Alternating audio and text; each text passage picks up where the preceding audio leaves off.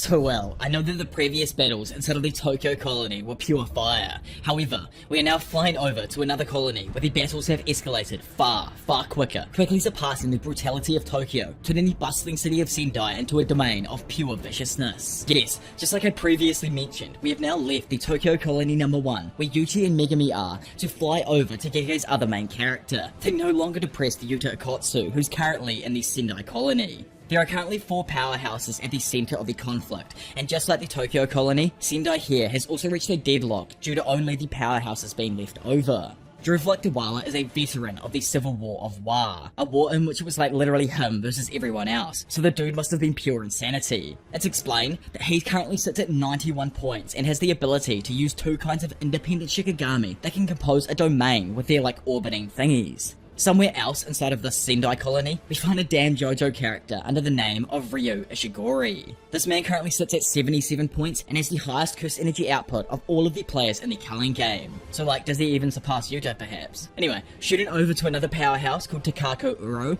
it's explained that this babe of a character is the former captain of the Sun, Moon, and Star Squads, who are a group of deadly assassins directly affiliated with the Fujiwara clan. Which in our own world, the Fujiwara clan prospered for around 1200 years from the 600s, dominating the imperial court until 1868. So Gege being Gege has probably taken her directly from a specific time period throughout those 1200 years.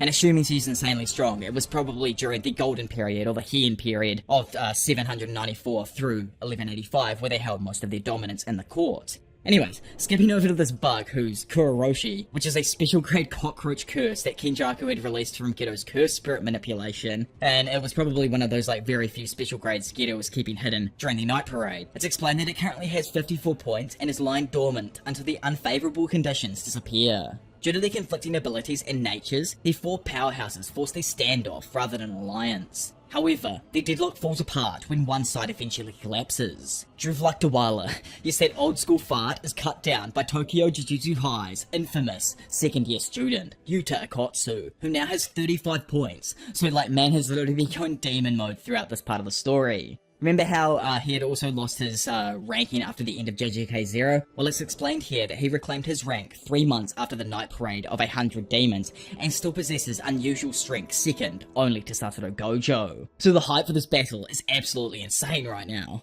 Takako and Ryu, who are nearby, observe the developing situation in the Sendai colony. Due to Yuta being himself, Dwala has fallen and his patrolling Shikigami are disappearing. Ryu uses his cocaine to check who defeated Druve, and discovers the player is Yuta Akatsu. Takako does the same, and while she's glad the ugly Shikigami are disappearing, she's concerned about a new threat that will surely emerge. Back with Ryu, he realizes that he was only able to get close to Druve without provoking him before because he was occupied in battle with Yuta. These 2 new sorcerers both know that following Druve's defeat, Kuroroshi will likely emerge next. Back over with our boy though, after cutting down Druve, he regroups with a crowd of civilians he's been protecting. He tells them that it's time to head north to the edge of the barrier, but notices a mother and daughter struggling to go on. Because of this, he changes his mind and tells all of the civilians they can rest inside of the stadium that was serving as Druve's base. Suddenly though, he's interrupted by a buzzing and clattering sound that indicates some sort of danger. Yuta immediately orders everyone to hurry inside of the stadium, and he draws his katana. He looks out and sees an overwhelming swarm of cockroaches chasing people. It's funny, like cutting myself off for a second. You know, it's like a Megami Yuji fusion, like the best of both worlds. Man will murk anyone when necessary, and also save the helpless as much as possible. Anyways, our JJK Hannah Montana jumps forth thinking he can save the remaining man, but as Yuta grabs the man's arm, he's unable to pull him away in time, and sadly the cockroaches devour the civilian's lower body. Then as the cockroaches jump for the man's body to attack, Yuta quickly blocks with his katana and notices that all of the bugs are indeed real insects reinforced with cursed energy. The swarm attempts to rush past Yuta to ravage the other civilians, but he summons Rika to stop them. The demonic powerhouse herself then uses that cursed devil IQ and smashes down on a bridge, collapsing the structure on top of the swarm, forcing it to go back towards Yuta. The special grade sorcerer then imbues his katana with cursed energy and swings it with enough force to create a large blast of cursed energy that disintegrates the whole swarm in one shot. Watching the action from afar, Ryu comments that while Yuta's cursed energy output isn't anything special, his overall cursed energy manipulation is extremely impressive. Also observing, Takako outright states that Yuta's overall cursed energy is bottomless and that the cockroach curses are disgusting. So this El Buggo, it's explained that he was a poor matchup for Druve. So to play things safe, it went into like a dormant state until Druve was eliminated. The curse has an endless appetite, and eating stimulates its ability to perform parthenogenesis, which, in our monkey brain terms, and that took me 5 times to say, just means this creepy old bug can self-reproduce, not needing a male or female partner. Now awakened, the cockroach curse is starving, and its instincts immediately lead it to devour Yuta. While preparing to face off against Kuroroshi, Yuta ponders his objective in this colony. He knows his resources are finite, and it's only a matter of time before a rule allowing passage in and out of colonies is added. However, dangerous players like Druve can't be allowed to leave the barrier either. With the likelihood that there are other players just like him, Yuta knows that communication between colonies is necessary to prevent anyone dangerous from leaving them. In addition to the rules Megumi proposed in the meeting with Tengen, Yuta understands his allies need a means of communication and a way to move in and out of the colonies. So in total, that's 4 rules the group needs to create to get a handle on the culling game, which is actually insane because that's at least 400 points or a majority of the reincarnations Kenjaku has actually brought back. Anyways, Yuta feels that the Shibuya incident exhausted all of his allies and he doesn't want to make his sensei kill his best friend again. Poised and ready to engage the enemy player with his katana, Yuta resolves to kill Kenjaku and obtain 400 points all on his own. So let the absolute bloodbath begin. Noticing Yuta's battle stance, Kuroroshi bulks up and reveals a curse tool called the Festering Life Sword, an enchanted blade that mixes life and death itself. Armed with the Festering Life Sword, Kuroroshi ferociously attacks, only to have his arm immediately cut off by Yuta. The sorcerer then uses his katana to pin the curse's arm to a rock, literally disarming it by turning the arm into a freaking barbecue sword skewer. Yuta then quickly follows up with a dad-level backhand strike that sends Kuroroshi skidding back across the water. The cockroach curse tries to fly up above the bridge, but Yuta, who's just too damn quick, jumps on top of the bridge first, then grabs and flings a piece of railing that hits Kuroroshi in the chest. Taking this moment, Yuta capitalizes on the opening he created by sending Kuroroshi down into the water below with a sick diving slash. As the water clears though, it's revealed that the curse managed to stop Yuta's blade by using a swarm of cockroaches. Yuta swipes the swarm away with a sword while Kuroroshi manipulates his bugs into a twister of cockroaches to malevolently stand on. Below, Yuta is aware that he's being watched by the 2 other players with high scores. He knows he can easily exercise Kuroroshi by driving reverse curse energy into his body, in a similar fashion to how he revived Yuji in their fight. However, Yuta doesn't want the observing players to see that he can use a reverse curse technique. Additionally, he can't call on Rika because she's protecting everyone else at the stadium. Kuroroshi is indeed a dangerous opponent, but Yuta wants to exercise it without relying on either of his 2 backup techniques. Out of nowhere though, this bug somehow manages to speak, which, actually makes sense as over time special grades can easily develop a language. Anyways, it asks Yuta why he's interfering with his feeding, referring to not letting him munch down on those civilians back there, to which Yuta responds by asking the curse why it kills people, and Kuroroshi simply replies that it likes the taste of iron. Then going on to chant binding over and over again, Kuroroshi uses its earth and insect trance technique to summon small insect-like curses that carry these unproportionate looking nutsacks with them. Instantly, a swarm of cockroaches shoot down and around Yuta, forcing him to stab the shallow water below him to create a shockwave allowing him to hide. Once the swarm dissipates, the curses from Kuroroshi's previous technique attack Yuta from behind. Yuta slashes them apart, but sadly the toxins from their big ass sacks blind him for a moment, giving Kuroroshi an opening. The cockroach curse retrieves the Festering Life Sword and slashes at his target. Yuta manages to block with his katana, but the Festering Life Sword shoots something into his shoulder. As her boy darts back, he figured that the curse tool might be able to shoot projectiles, but he instantly realizes something's wrong, and more insect-like curses suddenly grow out of his shoulder wound. Taken by surprise, Yuta tries to cut them off with his katana, but this gives Kuroroshi another opening to attack. Closing in, the cockroach curse slashes Yuta across his abdomen, opening up another wound and causing more curses to spawn from it. Ryu and Takako watch in shock as Kuroroshi then grabs Yuta's body, fully expecting it to devour him. Yuta though plays the infamous Uno reversal and grabs the curse's face before sinking his teeth into Kuroroshi's exoskeleton. Then, as he's munching down, he drives a reverse curse energy blast through his teeth into the cockroach, compromising the integrity of its body and exercising the special grade curse. Kuroroshi falls to pieces while Yuta spits its remains onto the ground, earning himself another 5 points from Kogain. With the cursed spirit out of the way and Yuta in a vulnerable state, Uru decides to take advantage of the situation and confronts him directly. Levitating upside down behind her new rival, Uru whispers into Yuta's ear, taking him by surprise. Before Yuta can confront the danger directly though, Uru uses their dope-ass curse technique to heavily distort the space around them. Instantly, this distortion fractures the terrain around her and launches Yuta backwards. Taking the hit head on, Yuta minimizes the damage and starts to wonder how exactly she caused so much destruction. But before he has time to think, Uru follows up her attack with a punch. Yuta is just able to weave past the hit and tries to counter with a punch of his own. However, Uru grips down and warps the sky around his fist, completely stopping his counter attack and turning his hand into some spaghetti ass noodle, which reminds me of Harry's hand after the Quidditch game in Chamber of Secrets. Anyways, while Yuta stands there confused by his distorted appendage, Uru knocks him back with another attack. Now out of combat, Yuta's arm quickly returns to normal without any damage, leading Yuta to assume Uru's curse technique manipulates space without actually crushing anything within it, similar to how a lens creates distortion. It's just an idea, but I wonder if she could also create some sort of pocket dimension or wormhole.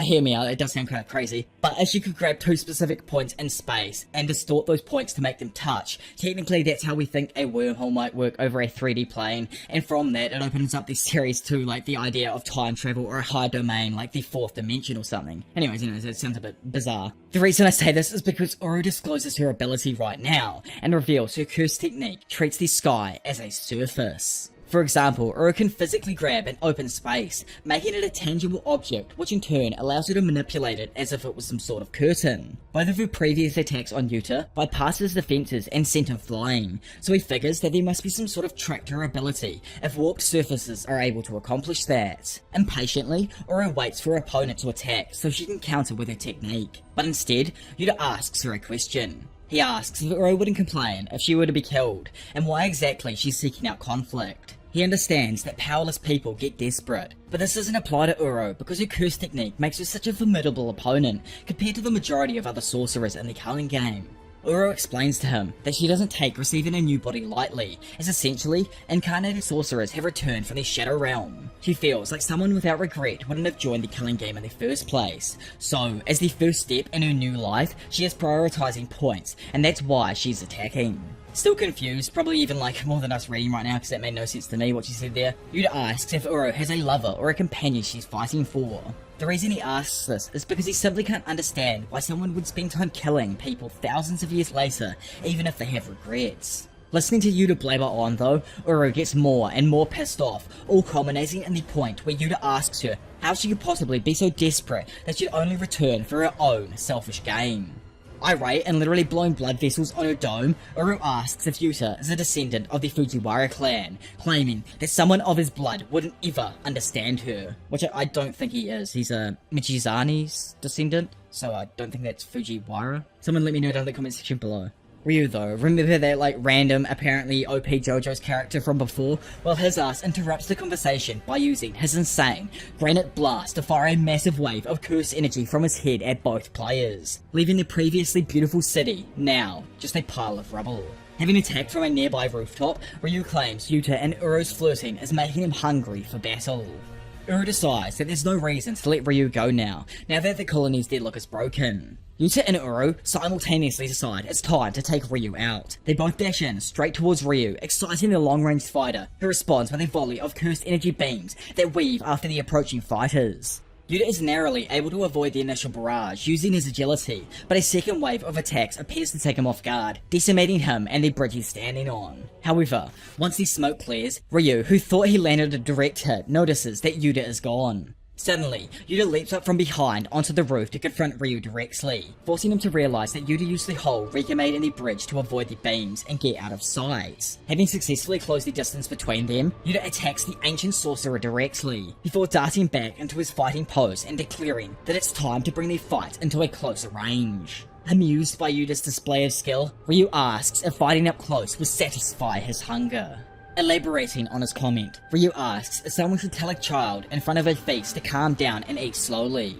Yuta suggests that someone should do that, and Ryu actually agrees, admitting that it was probably a bad example. Lighting up a ciggy, Ryu says he didn't have any major regrets in his first life where he fought worthy opponents and had met a good woman. Even so, he still suffers from a thirst that no one understands, and because of that, he's still unsatisfied. He says that cigarettes have a sweet aftertaste, but his life has never had that kind of dessert. Instantly, Ryu unleashes a flurry of attacks, causing Yuta to quickly respond with punches of his own, giving them both a chance to feel for each other's combat prowess. Yuta notes that Ryu has an explosive cursed energy output combined with very precise and quick movements. Even with Yuta's advanced toughness, a direct hit from Ryu would cause significant damage. After exchanging several blows and parrying one another, both fighters turn to land a spinning attack. However, Ryu clashes his back against Yuta and expels a blast of cursed energy that sends the latter flying back off the roof. Yuta crashes through the top of another building, losing his footing for a moment, but quickly manages to regain his balance. Immediately, Ryu, having noticed his stumble, follows up with another granite blast attack, sending a beam of energy directly at Yuta.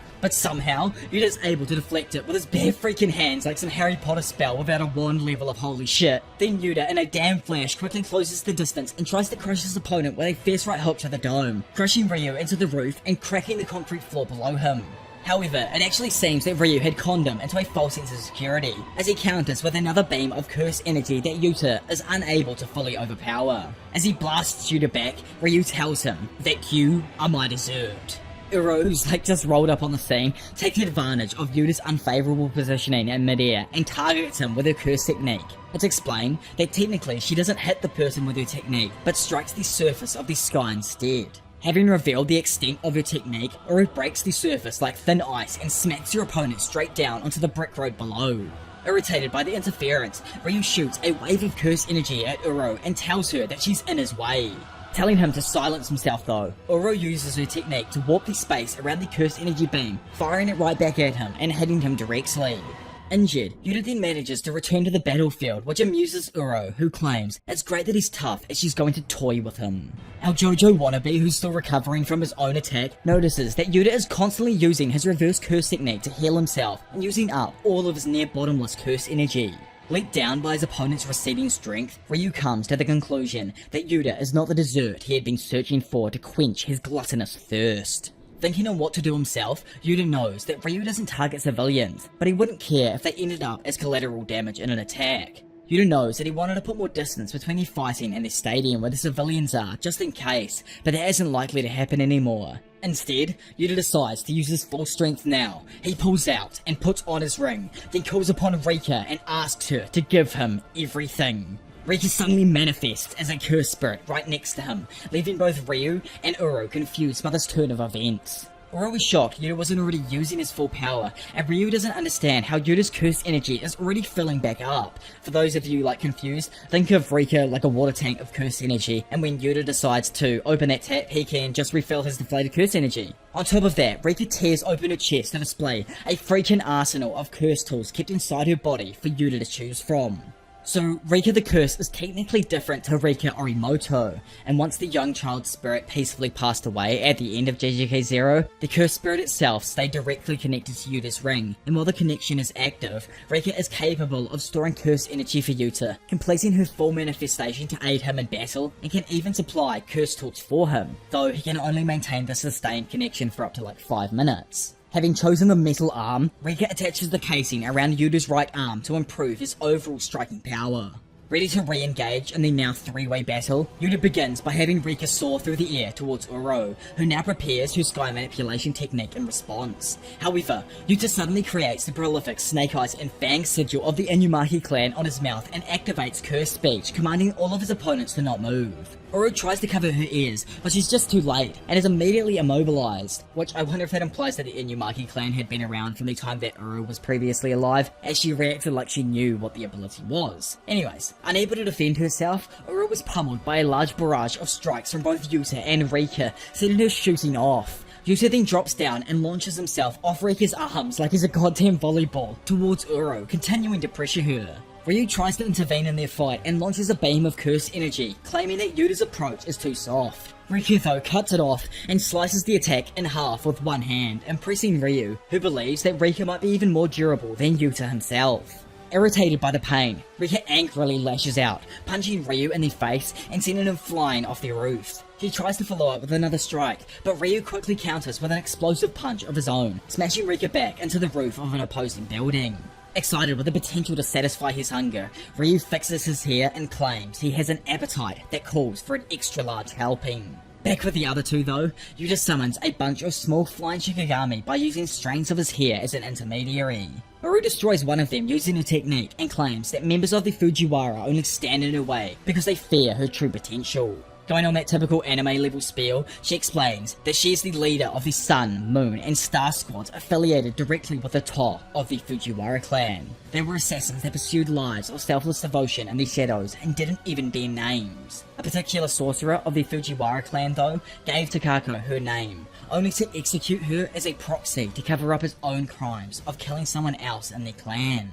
Suddenly though, Uru is cut off mid-sentence and cut across her chest and hips by the Shikigami. The trajectories of the Shikigami constitute a domain, which Uru immediately recognizes as Drew's technique. Remember like that old man from the very beginning of the fight? She realizes that Yuta isn't a cursed speech user with the ability to summon Shikigami. Instead, he's a sorcerer with the ability to copy others' cursed techniques. Yuta proceeds to follow up and knocks Uru down to where Ryu and Rika are fighting. He tries to capitalize with a straight punch, but Uru manages to stop his attack and break his armored shell with the icebreaker effect of her technique. Uninjured by this exchange though, Yuta tells Uru that regardless of what his ancestors may have done, living for herself will only get her so far. Yet, those words just hit a complete block and only serve to further annoy Uru, who claims that saying things like live for others is something only those who have achieved something can do. Their conversation is interrupted though, when they both notice a massive surge in Ryu's curse energy. Ryu thinks his opponents need to shut up because words are utterly pointless at this stage of the fight. Are you guys all ready? As the three of them suddenly look at each other, prepared to bring their three-way battle to a climax, the trio of Sendai's strongest sorcerers all activate their domain expansion simultaneously. Instantly, and because of the three overlapping domains, they cancel each other's sure hit functions out. Without that advantage, Ryu and Uru know that they need to stop Yuta from taking the initiative by keeping Rika out of the barrier. Ryu knows that he had already knocked Rika over 20 meters away, so it was unlikely she would be able to reach the barrier in time. But outside, it's shown that the last vestiges of Rika Orimoto's will inside of Rika couldn't accept that she was unable to protect Yuta, causing her strength to ratchet up another notch. Suddenly, Kuroshi, yes, remember that damn cockroach from back in the beginning of the video that just got murked by Yuta, randomly appears and infiltrates the freaking barrier, while its cockroaches outside occupy Rika. So, remember how I said this dude was able to self-reproduce and all that kind of stuff? Well, before going dormant, Kuroshi actually reproduced via his parthenogenesis. After Yuta exercised the parent roach, the country's curse energy of fear was transferred into the new offspring.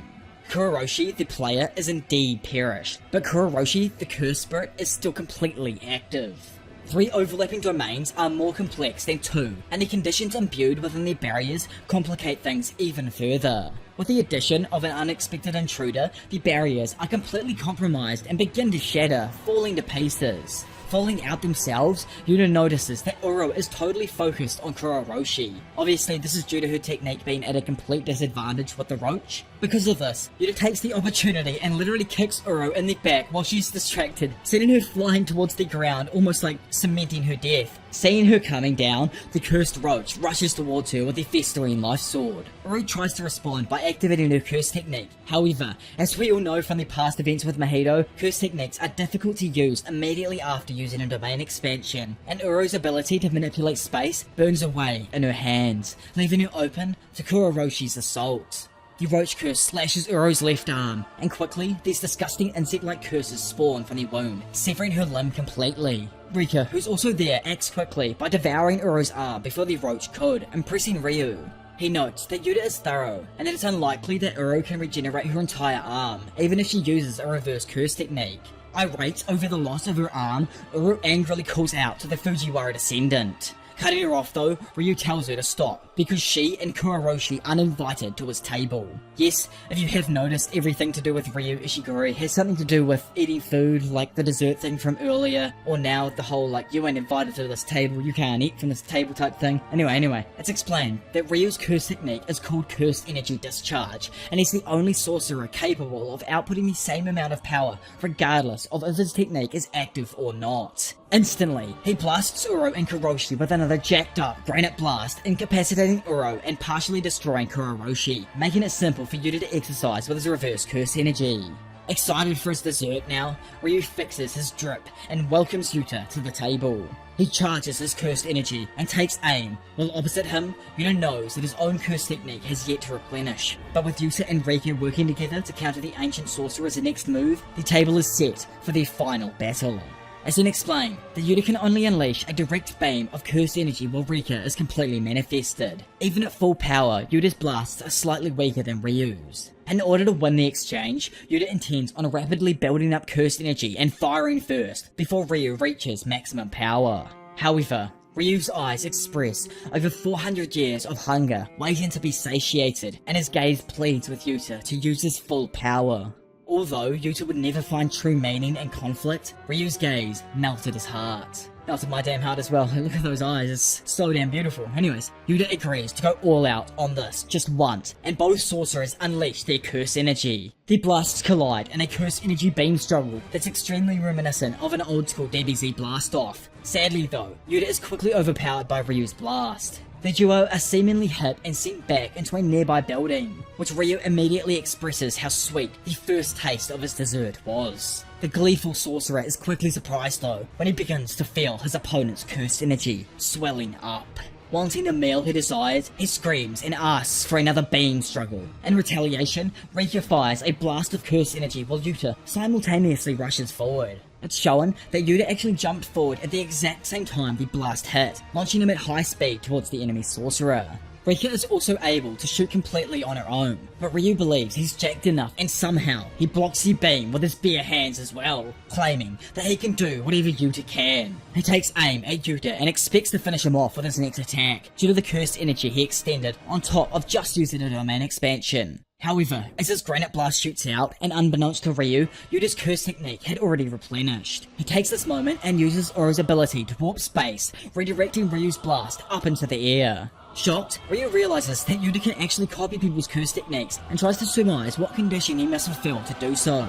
He recalls Rika devouring Uro's arm and figures that must have been when he satiated the condition. Yuta notices Ryu's lack of focus, capitalizing on it, and scores a direct hit to Ryu's chest with Uro's thin icebreaker move. Quickly, he follows up with another combination downward punch using Rika that hits so hard it causes Ryu to begin bleeding profusely from his head. So remember how there was like a time limit on Rika's manifestation? Well, 5 minutes have now passed since Yuta donned his ring, causing the connection between him and Rika to actually end. Ryu takes advantage of this by hitting Rika with his full power, an attack that was too much for her to handle even while fully manifested. Because of this, Rika quickly reaches her limit and disappears from the battle, leaving Yuta to continue fighting on his own. The big man himself, Ryu, is excited that there's even more to their battle, even after clashing at full power. He happily declares that this final course is the dessert he has been longing for. Standing there, Yuta surprises the Ancient One by grabbing him with both hands and pushing their weight down so hard that it cracks the ground beneath their feet. After effectively immobilizing them both, Yuta claims that the fight is over, confusing Ryu. While Ishigori's looking down at the cracked ground, his granite blast from earlier, yes, remember that one Yuta shot up into the sky using Uro's technique? Well, it rains down directly on Ryu and surprises the unsuspecting sorcerer, completely toasting him. Still standing there though, like an actual champion, but still defeated, Ryu quickly realizes that he was just hit by his own beam, as Yuta redirected it back down using Uro's technique at the same time Rika had hit him. Despite his defeat, Ryu is satisfied with the high level of battle he participated in, and thanks Yuta now that his stomach is finally full. Not gonna lie, Giggity knows the terminology of these things so damn well, and we all just ate as well as Ryu Ishigori did right here, boys. Anyways, following the end of the battle in the Sendai colony, Yuta first talks to the defeated Uro in order to retrieve her points. She tells Yuta this extremely ominous statement that probably will 100% play a role later on in the story. She says that his strength has a limit, and she's seen a power beyond the horizon of the strongest fighters and curses with her very own eyes. In that moment, she imagines Sukuna's original form and claims that such power takes the form of overwhelming aggression that disregards anything else like a calamity. Yuta then moves on to Ryu, who tells him that he's too soft and he won't receive praise for his actions. Yuta replies to him though that Takako also told him something similar, that there was no value in sparing an opponent's life. Having heard this, Ryu is surprised to learn that Uru survived, and believes his blast must have been weakened after using domain expansion. Which, like I brought up earlier, makes sense, as most of the time after using a domain, someone's technique will slightly falter in comparison to before the domain was used. Anyways, Ryu sits up and asks what Uru kept getting upset about during the fight, and asks if it was a lover's quarrel. Yuta tries blowing him off, but after persisting, explains that anything he could have said to her would have just led to violence because he's blessed. Ryu doesn't really understand what Yuta meant by this, but still respects his words. After a brief break, our man decides to get back on his mission and asks Ryu to hand over all of his points. The ancient sorcerer is initially confused by what he means about this, but Kogain explains that a new rule was added a while back that allows players to transfer points to one another. Ryu believes he understands that's why users spared their lives now, but still asks if he would have killed them without that rule. Yuta suggests that it definitely was a possibility, and smiles while telling Ryu to just be grateful to his new comrade, which, could be interesting with that little comment there for what could happen in the future. Little Yusa-Ryu tag team, like duo. Anyway, thanks to the point transfers from Uro and Ryu, on top of the points he already gained from eliminating Drift and Kuroshi, Yuta now has a total of 200 points, putting him at the halfway point in their plan to bring down the Culling game.